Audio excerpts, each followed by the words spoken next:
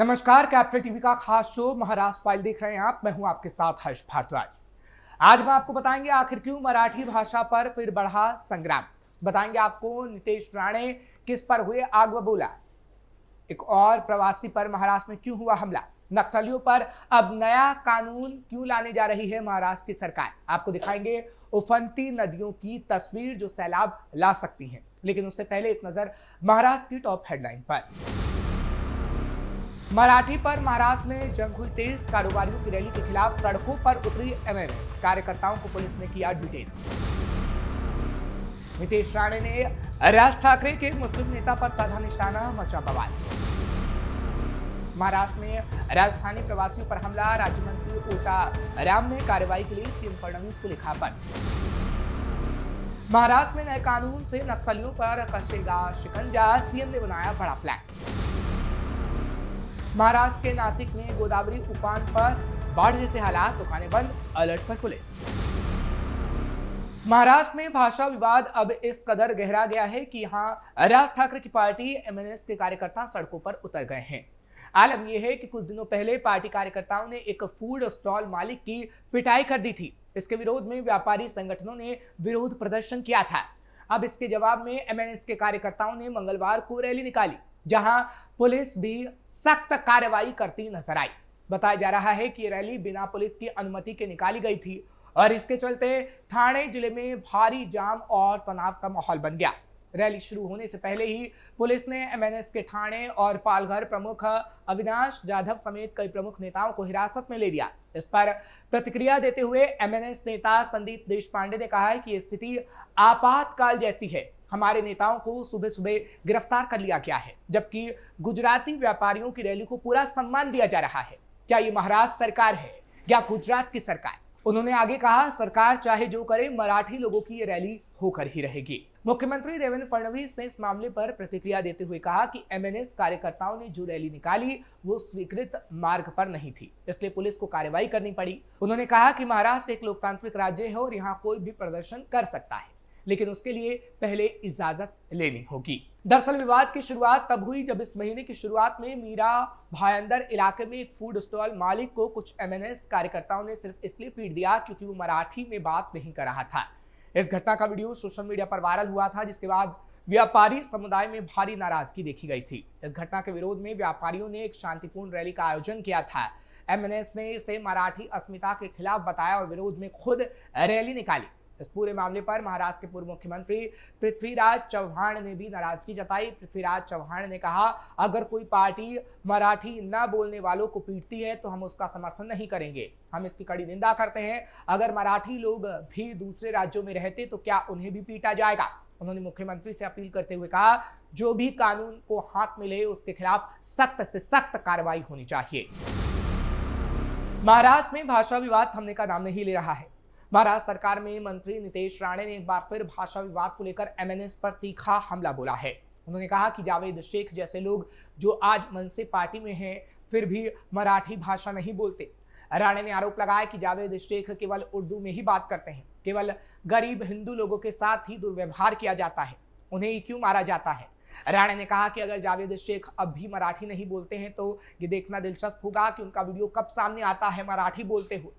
उन्होंने तंज कसते हुए पूछा कि क्या सिर्फ गरीब हिंदू ही ऐसे दबाव और हमलों का सामना करेंगे।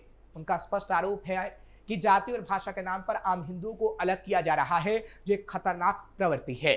निशिकांत दुबे के विवादित बयान पर प्रतिक्रिया देते हुए राणे ने कहा, मैं फिर से कहना चाहता हूं कि भाषा के नाम पर हमारे हिंदू राष्ट्र को तोड़ने की साजिश को प्रोत्साहित नहीं किया जाना चाहिए, चाहे वो कोई भी हो, उत्तर भारतीय, मराठी या बिहारी। पहले हम सब हिंदू हैं, उसके बाद जाति और भाषा का नंबर आता है। उन्होंने हिंदुओं से एकजुट होने की अपील की और कहा कि आपसी लड़ाई से केवल वो लोग खुश होते हैं जो शीर खुरमे की पार्टी मनाते हैं। दरअसल हाल ही में बीजेपी सांसद निशिकांत दुबे ने उद्धव ठाकरे को चुनौती दी थी कि अगर उनमें दम है तो महाराष्ट्र से बाहर आकर राजनीति करें, वरना उन्हें पटक पटक कर मारा जाएगा। इस बयान के बाद से राजनीतिक माहौल गर्मा गया है।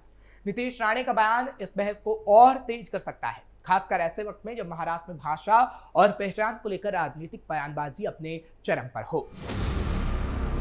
राजस्थान के पंचायती राज और ग्रामीण विकास राज्य मंत्री ओटाराम देवासी ने महाराष्ट्र के भायंदर में राजस्थानी प्रवासियों के साथ हुई मारपीट की घटना को बेहद गंभीर बताया है। उन्होंने महाराष्ट्र के मुख्यमंत्री देवेंद्र फडणवीस को पत्र लिखकर इस घटना की कड़ी निंदा की है और दोषियों पर सख्त कार्रवाई की मांग की है। ये घटना तब हुई जब एक राजस्थानी मूल का व्यक्ति मराठी भाषा में बात न कर पाने के कारण मारपीट और अपमान का शिकार हुआ। राज्य मंत्री देवासी ने कहा कि इस तरह की घटना न केवल राजस्थानी समुदाय को दुखी करती है बल्कि देश की एकता और भाषाई सद्भाव को भी गहरा नुकसान पहुंचाती है।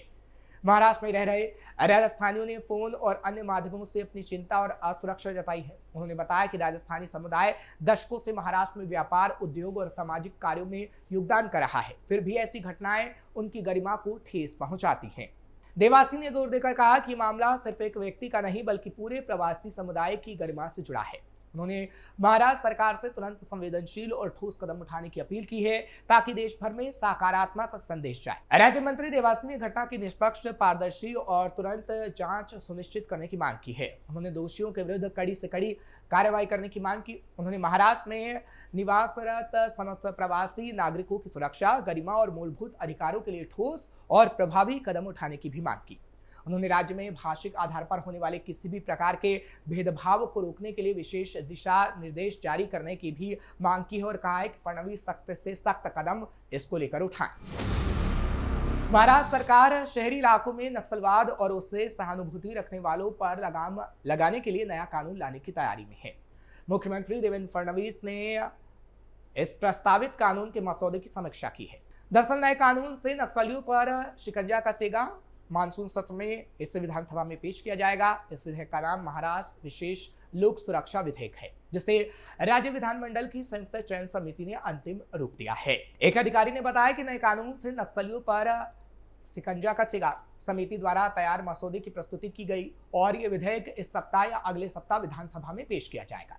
ये कानून ऐसे व्यक्तियों और संगठनों की अवैध गतिविधियों पर रोक लगाने के उद्देश्य से तैयार किया गया है जिनका नक्सलवाद से सीधा या परोक्ष संबंध है।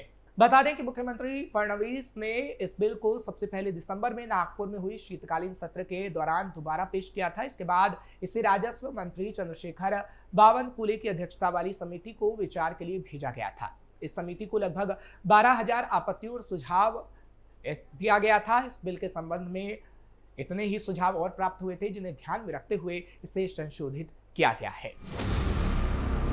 देश में मानसून ने रफ्तार पकड़ ली है और इसके साथ ही कई राज्यों में नदियों का जलस्तर खतरनाक स्तर पर पहुंच गया है। केंद्रीय जल आयोग यानी CWC की ताजा बुलेटिन के मुताबिक असम, मध्य प्रदेश और महाराष्ट्र की 4 नदियों में गंभीर बाढ़ की स्थिति है, जबकि देश के अन्य 11 स्थानों पर नदियां चेतावनी स्तर से ऊपर बह रही हैं। CWC के मुताबिक असम के गोलाघाट जिले में धनसिरी नदी और नुमालीगढ़ क्षेत्र में पानी खतरे के निशान से ऊपर बह रहा है। हालांकि नदियों के जलस्तर में अब धीरे धीरे गिरावट भी आने लगी है, फिर भी प्रशासन अलर्ट मोड पर है। मध्य प्रदेश के मंडला में नर्मदा नदी का जलस्तर काफी ऊंचा हो गया है, जो खतरे के निशान से ऊपर बह रहा है। राहत की बात यह है कि इसका जलस्तर लेकिन धीरे धीरे घटने की ओर भी इशारा कर रहा है। उधर महाराष्ट्र के भंडारा जिले में वेनगंगा नदी भी खतरे के निशान से ऊपर है, जिससे स्थानीय प्रशासन सतर्क मोड पर आ गया है। बाढ़ की स्थिति सिर्फ इन राज्यों तक सीमित नहीं है। असम, बिहार, ओडिशा और उत्तर प्रदेश के 11 अन्य स्थानों पर भी नदियां चेतावनी स्तर से ऊपर बह रही हैं। इसमें असम में ब्रह्मपुत्र, बीखो नदी और कुशियारा शामिल है। उत्तर प्रदेश में घाघरा नदी, बिहार में गंडक और ओडिशा में बैतरणी और जलका नदियों में जलस्तर तेजी से बढ़ रहा है। हालांकि नदियों में कुछ जगहों पर पानी स्थिर भी हो गया है, जिससे आगे आने वाले समय में संकट कम हो सकता है, लेकिन इसको लेकर प्रशासन अलर्ट मोड पर है ताकि बाढ़ से आगे आने वाले समय में लोगों को दिक्कत का सामना ना करना पड़े। लेकिन अगर सिर्फ महाराष्ट्र की बात करें तो महाराष्ट्र के नासिक में भारी बारिश के चलते गोदावरी नदी उफान पर है। नदी का जलस्तर लगातार बढ़ रहा है, जिससे शहर के कई हिस्सों में बाढ़ जैसे हालात बन गए हैं। प्रशासन और स्थानीय पुलिस अलर्ट पर है। नासिक के सहायक पुलिस निरीक्षक सतीश सिरसाट ने बताया, लगातार बारिश के कारण गोदावरी नदी का पानी तेजी से बढ़ रहा है। हालांकि सुरक्षा को देखते हुए आसपास की दुकानें बंद करने के आदेश दिए गए हैं। पुलिस लगातार पेट्रोलिंग कर रही है ताकि कोई अनहोनी ना हो। स्थानीय लोगों को निचले इलाकों से सुरक्षित स्थानों पर जाने की सलाह दी गई है। प्रशासन ने NDRF और फायर ब्रिगेड को भी सतर्क रहने को कहा है। जानकारों के मुताबिक बारिश अगर इसी तरह जारी रही तो हालात और बिगड़ सकते हैं और नदियों का पानी और भी ऊंचे स्तर तक पहुंच सकता है, जिससे आगे आने वाले समय में लोगों को परेशानी का सामना करना पड़ सकता है। हालांकि केंद्रीय जल आयोग ने बताया है कि देश भर में 35 ऐसे डैम और बैराज है जहां पानी का बहाव खतरे के स्तर को पार कर गया है। इसमें आंध्र प्रदेश, कर्नाटक, झारखंड, पश्चिम बंगाल, महाराष्ट्र शामिल हैं। और अगर ऐसे ही नदियों का जलस्तर ऊपर बढ़ता रहा तो आगे आने वाले समय में लोगों को काफी परेशानी का सामना करना पड़ेगा, क्योंकि जलस्तर तेजी से बढ़ रहा है और लोगों को सुरक्षित स्थानों पर भेजने की भी तैयारी की जा रही है।